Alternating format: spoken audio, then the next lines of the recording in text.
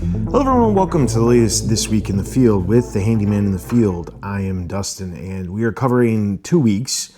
You may have paid attention to the release schedule and noticed that for over 15 weeks I released an episode every single Monday, and last week was the first time that I did not have one. Well, that was because I was on vacation, and it is near impossible to be on vacation and edit since my son edits the videos while we are home. We don't do that out on the road.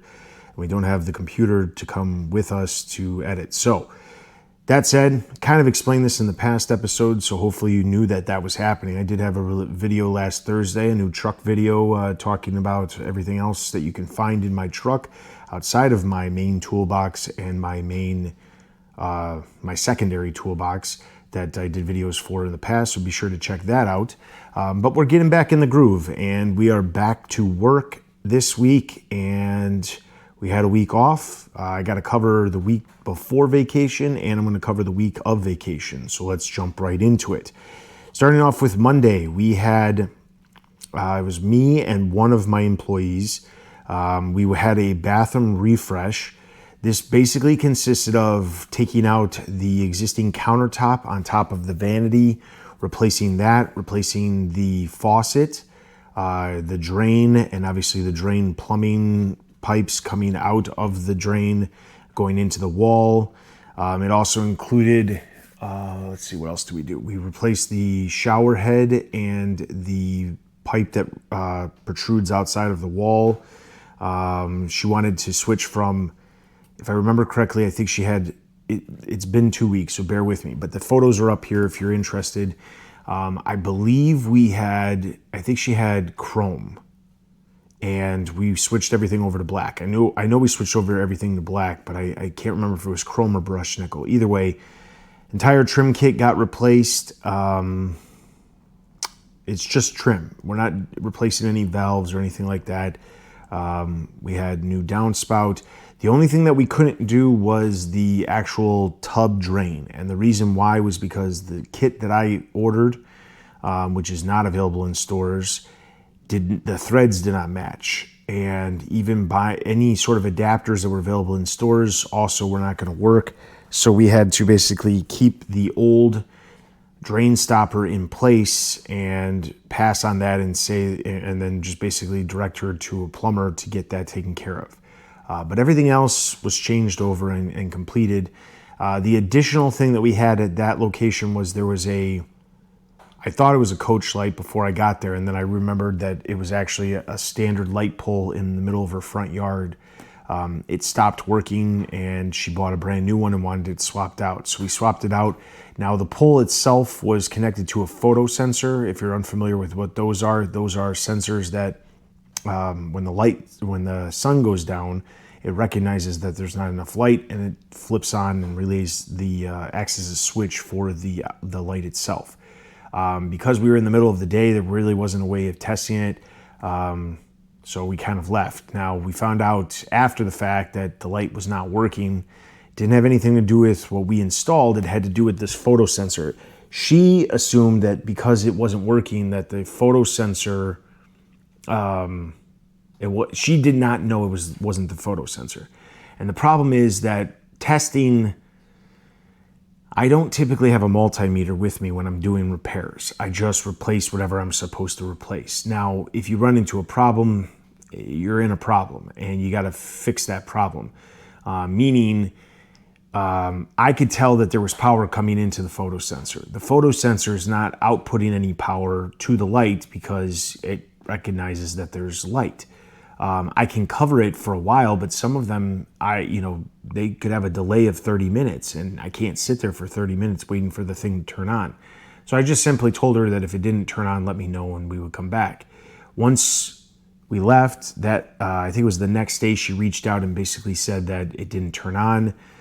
So I told her that we'll have to replace the photo sensor. So we'll get to when we had to go back, but it was additional work technically because we were doing something outside of our defined work estimate that we had given her.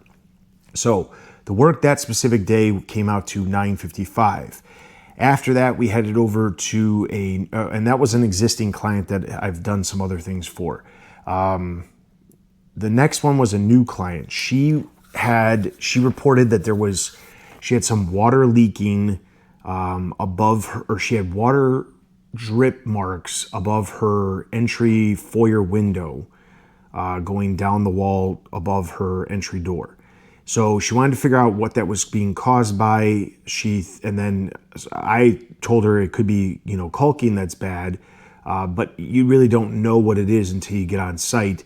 Luckily, she didn't have a problem with trying to, she approved a certain amount, which was way more than we ended up charging her, because if we had to recalc a lot of stuff, it would have been the higher charge. However, it was a combination of a couple of different things. The window itself did have poor caulking, but the window was high enough and had an overhang where there really shouldn't have been too much concerns unless they had, the rain was hitting the window straight on. So because of that, there really wasn't a whole lot to do with the window. What I did notice, however, is that the window itself seemed to be undersized for the frame size that it was in. There was edges where the two pieces of glass are vacuum sealed. You see a metal band that was protruding on two corners, and my assumption was that the window was undersized for the window itself. It wasn't the correct size. They probably had the brick put in and then had a plan for a window, and it just ended up being not the right size. Or the window was made incorrectly. Either way, that's beyond something that I can take care of, so that we had to we did what we could as far as caulking it, took pictures so she knew exactly what the issues were. In addition to that, she had weather stripping on her door that was torn, and then she also had some caulking issues around the door itself. So we recalked the door, we applied new weather stripping, made a couple of small adjustments to the door so that it latched properly, and we were all set. So that came out to $265 for that job. So that was pretty much all of Monday. Jumping over to Tuesday, same exact employee worked with me, he worked with me by himself only on Monday and Tuesday. Now, part of the reason is that I'm trying to figure out the best way of managing the three. Having them all out there at the same time doesn't exactly work all the time, because I don't have a need for them every single time. Two of them kind of have to work hand in hand because one of them doesn't have a way of transportation without the other. And the two that typically are paired together, they are on the football team together as well. So they're limited on the times that they're available as well. So if they have early morning practice, they have to go to practice and they can't come to work until afterwards. That typically works out well because they're typically out by 10, except, during when they had camp at the beginning of the season, they're out by 10. But the issue is that I try to get out on the road in the summer before, by 8:30 if I have it, and start having jobs scheduled at 9. So there's a couple scenarios where the other employee, he can work with me, and the other two, they can't work with me until later on. So they'll meet us at a job site after they're available. So Tuesday was the same employee, the one who can start early, not on the football team, and we went to a storm door that I had quoted back in, it was a while back. It was the beginning of May. It did take about 3 weeks to get the door because it was a specific color and a specific type. So the big thing was we show up, get the old door off. I'm purposely going to show these pictures so that you can see something, because I'm going to reference this. So if you look at the picture here, you'll see the before. Notice the gap at the top of the door, and notice how the door is sagging. Now, one might assume that it was the hinges or the door is just super old and that was the problem. Turns out when we installed the brand new door, we also had a gap at the top. And despite having that gap, we initially had a problem where the top of the door was rubbing against the frame because it was sagging too much. Turns out the real problem was the existing frame that we were putting the new aluminum frame from the door on. That's actually what had a problem. This is the first time in a long time that I've had a customer visually, seem disappointed about a job. I have made sure that I am covered when it comes to certain things about what we are not going to do, are not going to do. The estimate was to remove the existing storm door and install the new storm door, and obviously the cost of the storm door. It did not include any sort of frame repair, rot repair, anything like that. Now, that's not to say that stuff like that can't be done, but obviously those things will cost additional money. The other problem was that she had a threshold that was the older style where it wasn't as long as the current ones. Because it's not as long, it doesn't extend out to meet the frame of the door, which leaves a gap at the bottom. Now, you can get a threshold extension, and that is something I suggested to her. She did not say she wanted me to take care of that. She just said that she was simply disappointed. And, stuff like that, it affects me to a certain degree because I want my customers to be happy. But she was slightly grumpy to begin with. And the other side of it was that she, when I told her about the solutions of how to fix some of the problems that existed based off of her scenario, she didn't seem very receptive to any of it. And the thing is, I have to walk a very fine line because I don't want to come across as that I'm trying to upsell anybody. I'm not trying to add on more work. I'm trying to accomplish the work that we discussed.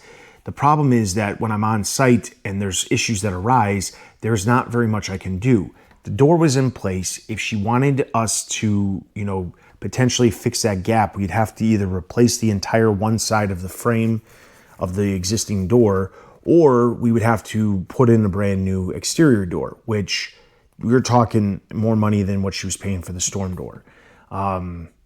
The new exterior door would solve the threshold problem and solve the frame problem. And I even offered, I said to her, I was like, if you wanted to get a new exterior door, we could get something that's very similar. We could get it installed. This is how much it would be. In addition to that, I'm not going to charge you anything to remove the storm door and put the new storm door in.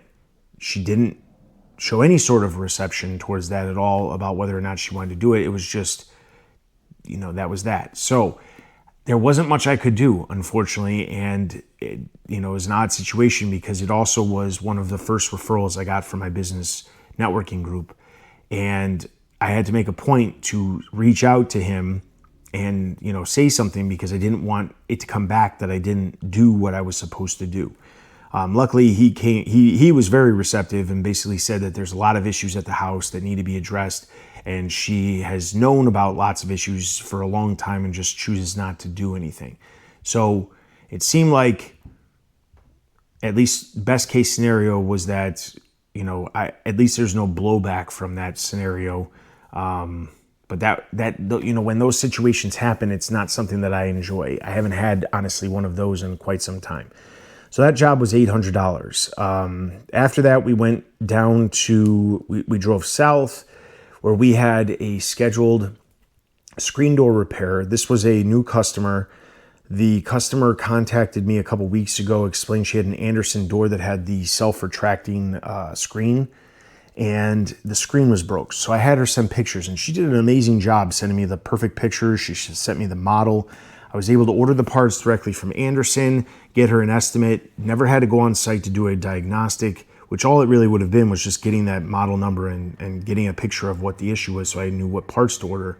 So luckily, it worked out perfectly. The only hiccup in that situation was when I took out the old tension spring for the retractable thing.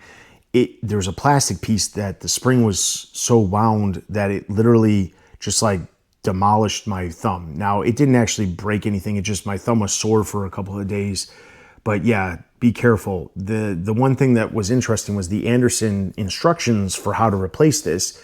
They explained on the very last page of the instructions, warning the tension of this spring could harm you. Well, that doesn't help when they tell you to remove the spring, on the first page.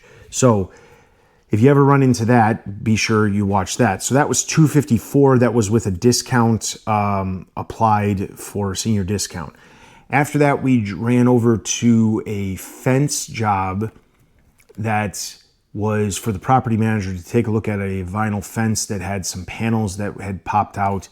I thought this was going to be way more involved. I got a single picture to go off of, and I didn't know. It looked like I would just have to order some parts and then pop them back in. But it turns out when I got on site, all of the parts were there. They just needed to be popped back in place. So I just did that right away, so I didn't have to come back and do anything. I didn't end up charging the property manager for that. I just said, hey, it's a gesture of goodwill. Just let them know that I took care of it. So that happened and that got done. That was the end of Tuesday. Wednesday, we had the lit tip meeting. Nothing of note happened at that meeting, so I'll just move on. After that, we had a bathroom refresh. Now, the other two employees, they were working with me for that one. Now, this bathroom refresh was a combination of a bunch of different things. The first one was we were taking out the entire vanity and sink top. And then we were going to salvage the faucet. I just decided to buy a new faucet because there was margin on the job, but also because the old faucet would have taken me probably more time than it was worth just to buy a relatively inexpensive faucet. So we take out the vanity, take out the sink, take out the faucet. Then we took out the trim. There wasn't that much. It was about 3 sections of about 3 foot sections of trim, 2 for a corner around the toilet and 1 across from the vanity. So we replaced the trim. The other thing was there was a light fixture. We swapped out the light fixture and then installed the new vanity, new sink top, new faucet, new drain pipes, and then we also installed a bidet on the toilet. It's one of the ones that it's just cold water. You can control. It's a non-electric bidet. So that was that. That went actually pretty smoothly for the most part. The biggest hiccup was I had to pick up the materials, but I had to get to the property first in order to get the receipt to go pick up the materials from Menards. So that took care of that. That job was $1,000. That was pretty straightforward. I do like these bathroom refreshes because if they're sporadically thrown in, it's good margin. Those are great things to look into if you haven't done them. It's difficult to market them. However, it is significantly less expensive for a customer than remodeling the entire bathroom. If you have a good base to work with, tile, a backsplash, the paint's not bad. I mean, even throwing in paint adds a little bit of money to it, but you can do these bathroom refreshes relatively quickly.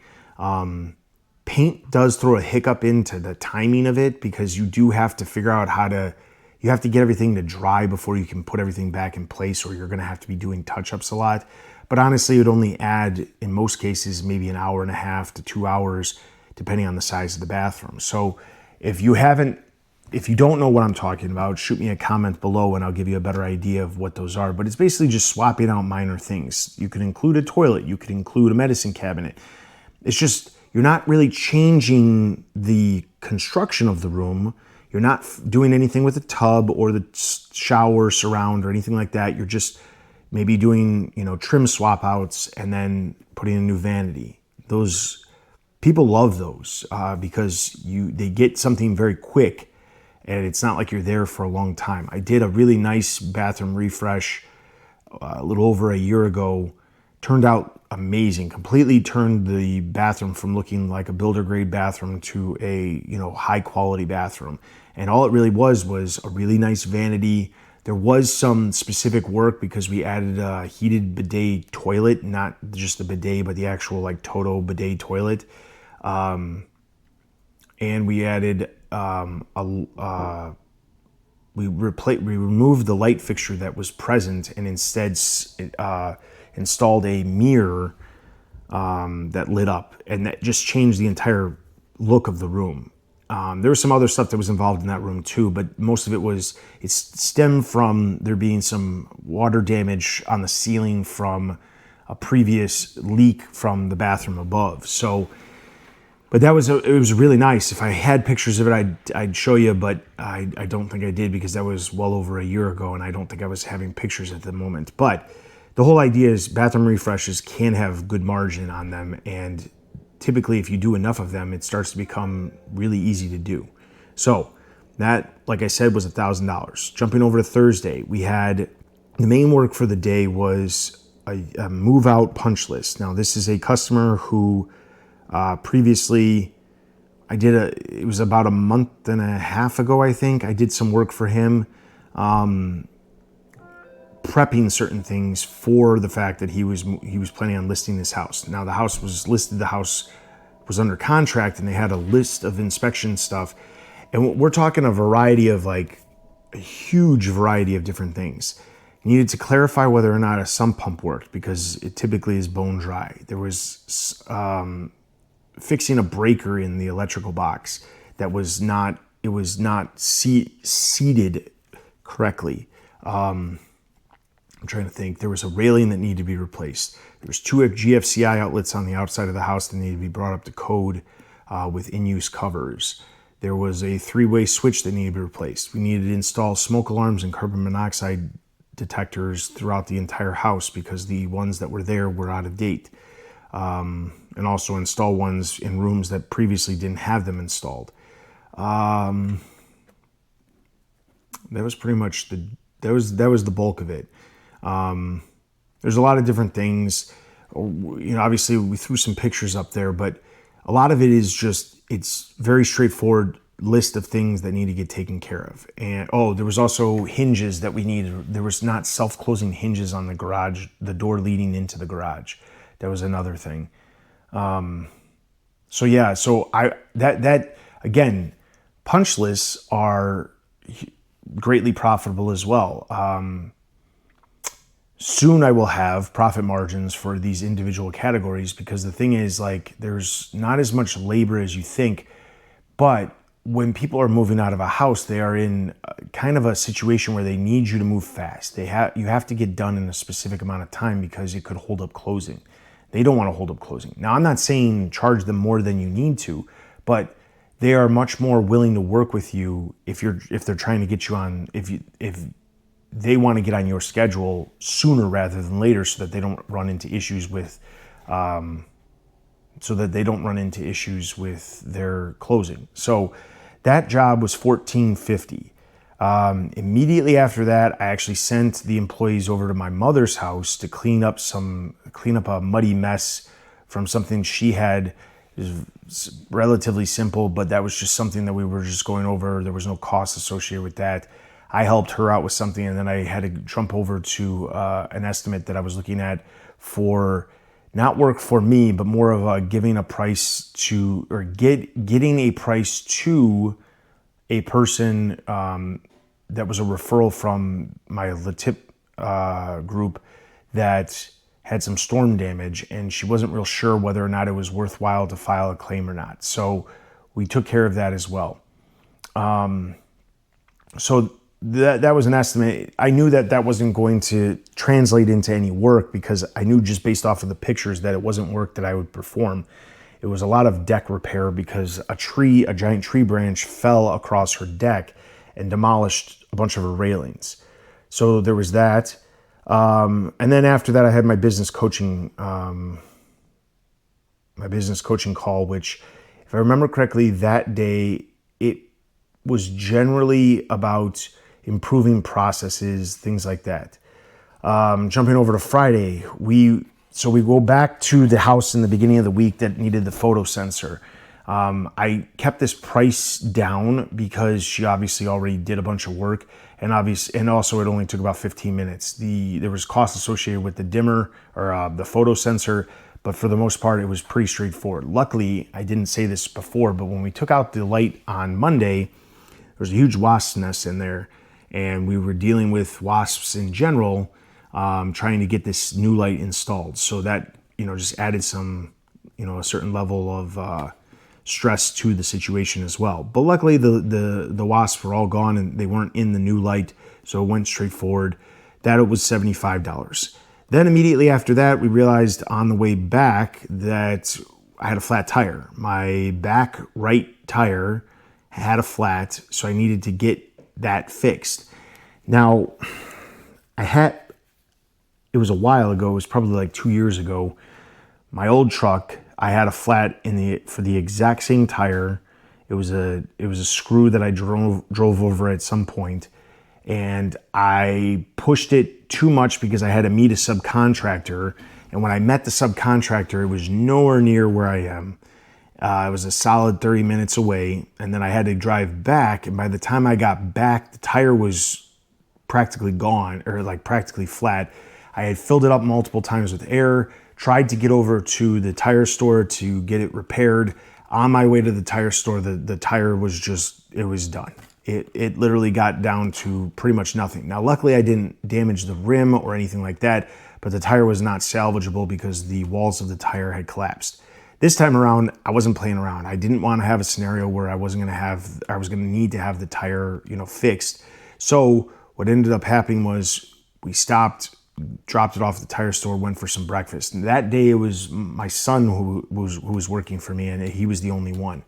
And then after we got the tire fixed, we headed over to our next job, which was somebody had barreled over a really heavy duty steel mailbox post with steel mailboxes. I haven't seen a mailbox let me rephrase that. I have not worked on a mailbox that was this sturdy and solid construction in some time, but whoever hit this thing had to just destroy the front of their vehicle because it was pretty bad. So the mailbox itself just basically, because it was steel, it crumpled up here at the ground and then just got knocked over. So the homeowner was a new customer. He ordered a new one, a whole new set of mailboxes in post. And we just basically took out the old one, put in the new one, assembled everything, and that was it. There wasn't any involvement with having to dig anything because the previous one was put in cement, but it was slid in a way where you could literally slide in the new one. Now, could it become loose over time? Yes, we can address that when necessary. The customer saved some money by not having to have us dig anything up, and also obviously not wrecking his yard. So they were happy with that. That job was $275. Immediately after that, we went over to my cousin's house and we helped dig out a hole for a flagpole. I've installed some of these. There's a website online called Service First Flagpoles. They have telescoping flagpoles. And basically the way the installation works is you have to get a big enough hole, get enough cement down there, and you put a sleeve in. And then you just basically slide the pole into the sleeve. There's ways to dress it up as well, where you can have a flashing at the bottom to cover up the sleeve so you don't see it. But basically the gist was he just needed me to get the hole dug and get the sleeve in the ground so that the concrete could dry. I think we put in 5 or 6 bags of concrete into the hole. We tried to get it in the perfect spot because the gas line was nearby, but not close enough where it really affected anything. But we got the sleeve in. The whole idea was to try to help him get this thing done so that way he could have the flagpole up before the 4th of July. A couple days after we put it in, which he probably could have done it later that day because we used Quikrete, but I told him to give it a couple of days to make sure that it was solid. It was up, looked great. He had exactly what he was looking for the 4th of July. So that was no money involved in that. So then that was all of Friday. So jumping over to Saturday, we had 2 estimates.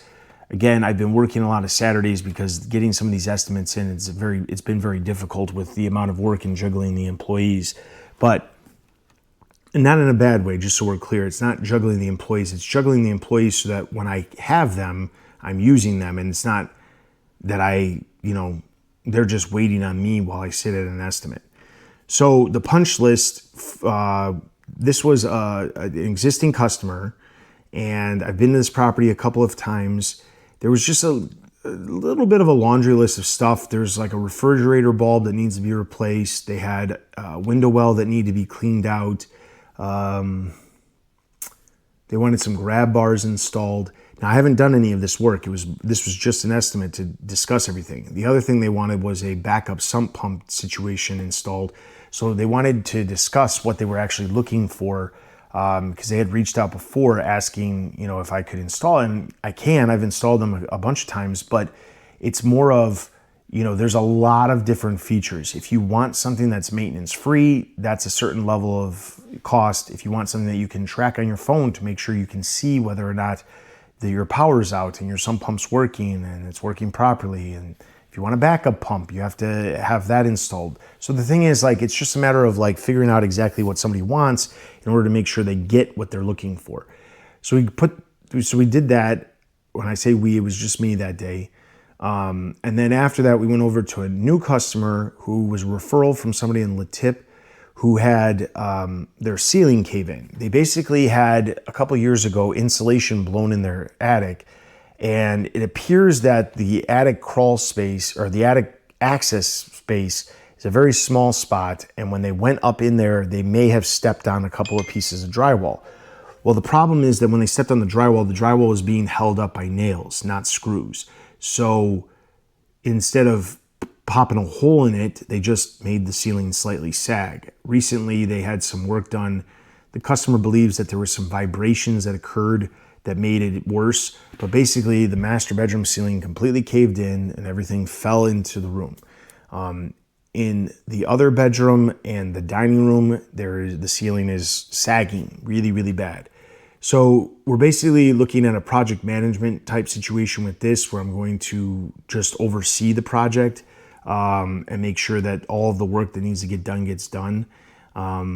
We're waiting on estimates from some of our contractors to figure out exactly what's going to happen with that, but that is where we're at with that. But it's a pretty hefty project, to be honest, because there's just so much involved. So that was that. So then after Saturday, I was on vacation. I went to Washington, D.C. From Sunday to Wednesday with my oldest son, who works with the business.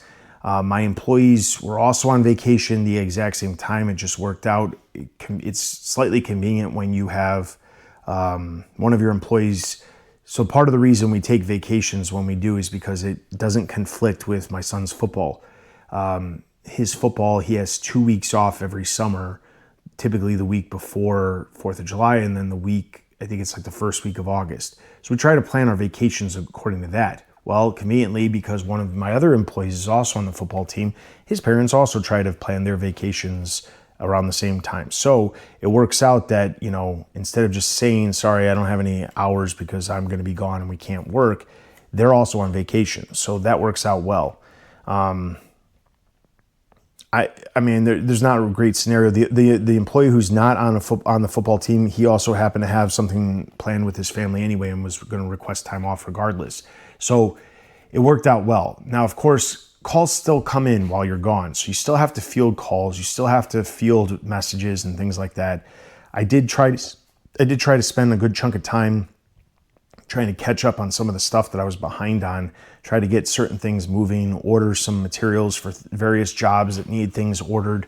But the biggest changes for the business those specific weeks was I was approaching the end of the month with Abby Connect, and I decided to switch over to Dispatchly. Now, if I remember correctly, I don't know if I brought this up on the last episode because it did technically start, I think, the week before. But basically, I was contacted by a company that has a AI virtual assistant. Now, I will be the first person to say I like the human touch. I like someone who knows your business and can talk about your business.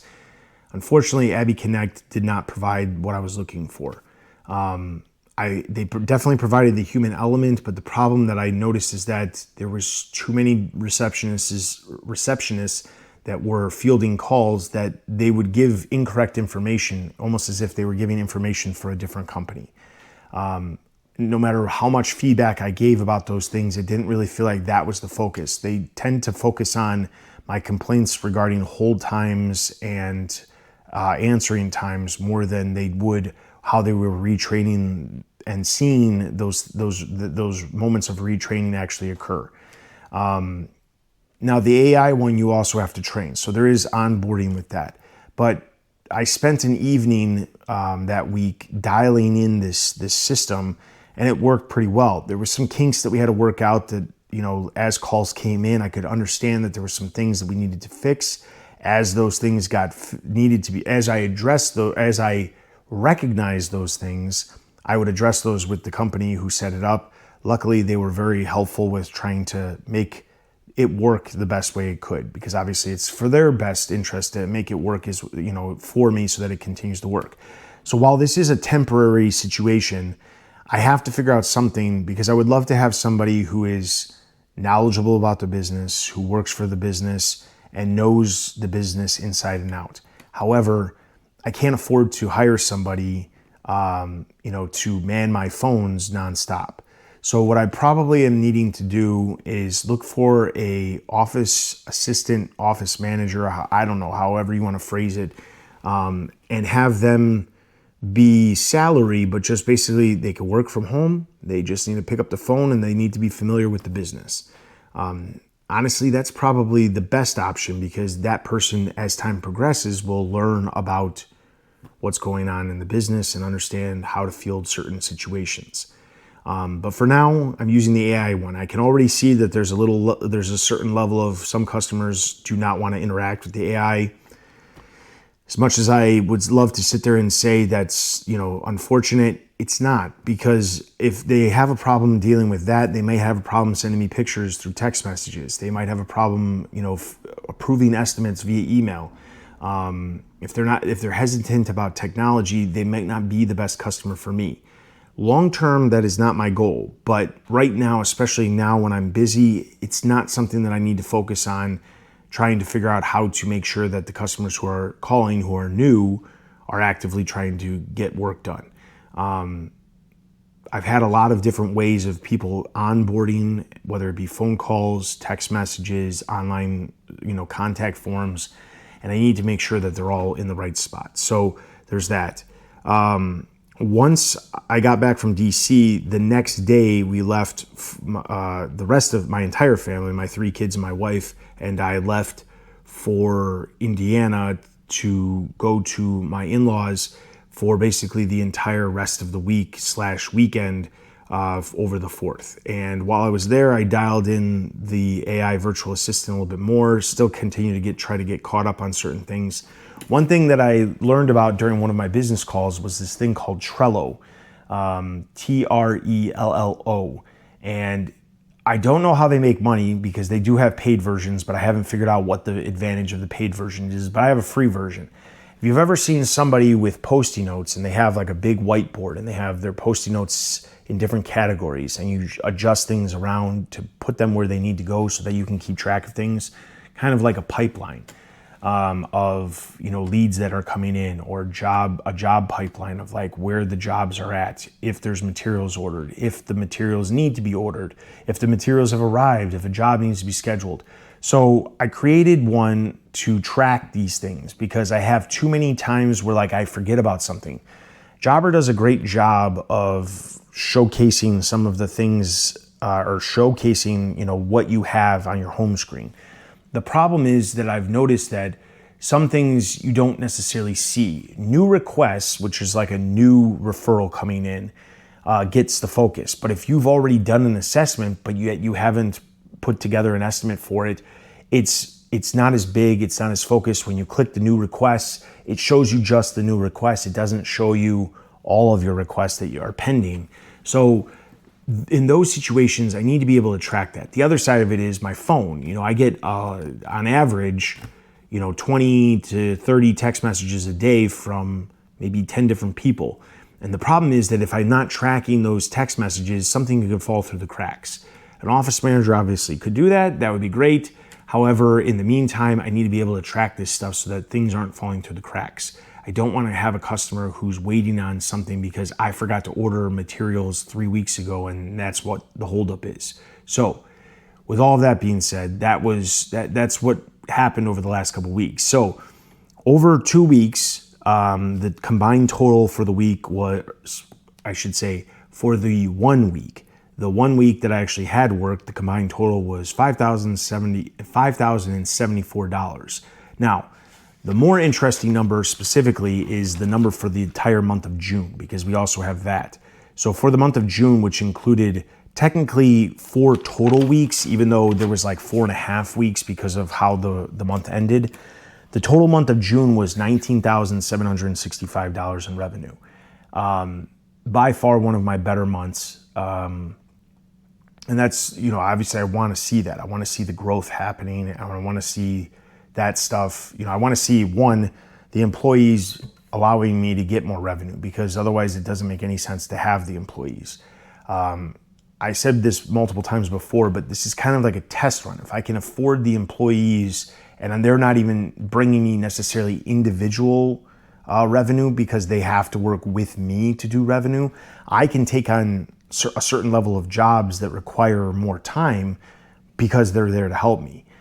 But bringing in a tech and hiring a tech will completely change the situation, because they will also be able to bring in additional revenue. The helpers that I have for the summer are not necessarily bringing in additional revenue directly. They're bringing it indirectly because they're assisting me so that we can get through jobs. There's multiple times I've said over this week that we were at multiple sites. That's not something that I would typically do if I was by myself, because I don't necessarily have the time to schedule that and make sure that I'm showing up at a correct time frame. Knowing that I have someone to be able to run out to the truck back and forth and grab what I need so that I don't have to get out from underneath a sink, or I don't have to worry about cleaning up a mess and I can move on to the next skilled thing that needs to happen. It's helpful. It's very helpful. So the helpers are working out perfectly. The only downfall is I got a little over a month before they're gone. And that's the only thing that is unfortunate, because I need to basically wrap up a lot of larger projects here in the next couple of weeks to bring in some more money, so that we are in a scenario where there's a lot of work. So that there's not a lot of work once they go back, because that's the one thing is I don't want to be in a scenario where I have a backlog of like a month and a half after I no longer have the helpers, because that's not going to be helpful to me at all. So right now on the books, we have over $23,000 of jobs lined up. That's not like, there is one relatively big job there. We have a lot of jobs that we're still in the process of estimating, which could be, at least, that ceiling job could be pretty big, but just so we're clear, that's high revenue, not a lot of profit margin, because it's not me doing the work. I just basically make a consulting amount on that. We have another about $7,000 of jobs scheduled. So between approved and scheduled, there's like $30,000 of jobs right now at this exact moment. And I still have to send out probably, like I said, $10,000 to $15,000 more of estimates at the very least. So it's a very busy time. The growth is great. I cannot complain about the level of growth that we've had. The biggest thing is just not getting too far behind. Making sure that we're optimizing our days as much as possible. We'll get to this next week, but the last couple of days that I've been back to work, we're doing 3 to 4 stops per day to make sure that I'm knocking out a lot of the stuff that needs to be done, which also helps bring in more money. So there's that. So with all that being said, thank you guys so much. Recently we hit 100 subscribers, so thank you guys to all the new subscribers out there, and hopefully you guys are enjoying the videos. If you're not subscribed, be sure to subscribe. Remember, you can listen to this specific video series, This Week in the Field, as a podcast form on YouTube Music as well. I do make that available on there in case you just want to listen to the rundown of the business and you don't necessarily want to see the pictures or see my beautiful face. In addition to that, leave comments. If you have any questions about anything that I've talked about, be sure to leave comments in the comment section below. Like the video, it helps get the word out to other trades and other handymen who might be looking for this type of content. So with all that being said, thank you guys so much for watching this latest episode of This Week in the Field with the Handyman in the Field. I've been Dustin, and we'll see you guys next time.